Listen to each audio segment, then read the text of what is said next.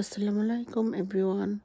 আবার চলে এলাম ছোট একটা রেসিপি নিয়ে, চিংড়ি মাছ ভুনা, যেটা সবারই পছন্দ, স্পেশালি বাচ্চাদের খুবই পছন্দ। তো আমরা রান্নাতে চলে যাই। এখানে পেঁয়াজ, একটু লবণ আর তেল দিয়ে দিলাম। তো ভাজা ভাজা করে তারপরে মশলা দিয়ে দিচ্ছি, একটু আদা রসুন, ফ্লেভারটা ভালো আসবে। তো একটু নেড়ে মিশিয়ে একটু মিক্সড করে নিলাম। আমার বাচ্চারা খুবই পছন্দ করে এটা, তাই ঝটপট করে ফেলি যখন এই ঝামেলায় থাকি। তো এখানে মশলা আমাদের হাতের কাছে যেগুলি থাকে, একটু ধনিয়া, একটু জিরা, একটু হলুদ, যেগুলি সবসময় হাতের নাগালেই থাকে আমাদের কিচেনে অ্যাজ অলওয়েজ।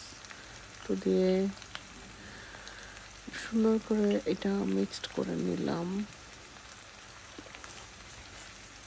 মিক্সড করে একটু পানি দিয়ে দিলে ভালোভাবে কষিয়ে এর মধ্যে একটা টমেটো দিয়ে দিব। টমেটোটা খেতে বাচ্চাদের খুবই পছন্দ, যেটা আমারও ভালো লাগে, আমিও পছন্দ করি টমেটো। এই টমেটো দিয়ে দিলাম।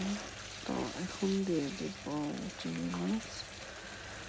চিংড়ি মাছটা দিয়ে দিব, নেড়ে একটু মশলার সাথে মিলিয়ে দিব, ডেকে দিব। তো এখন এই তো হয়ে আসছে, কাঁচামরিচ দিয়ে দিলাম, আর উপরে ধনিয়া পাতা দিলাম। ধনিয়া পাতা না দিলে তো রান্না শেষই হয় না, ঠিক না? আমার তো হয় না, আপনাদের কেমন লাগে?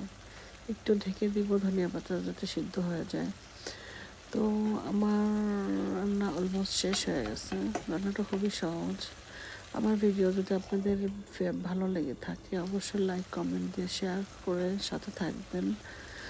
আপনারা এটা দেখলে আমারও ভালো লাগবে নেক্সট ভিডিও করার, আমার উৎসাহ পাবো নেক্সট ভিডিও করার। ধন্যবাদ সবাইকে।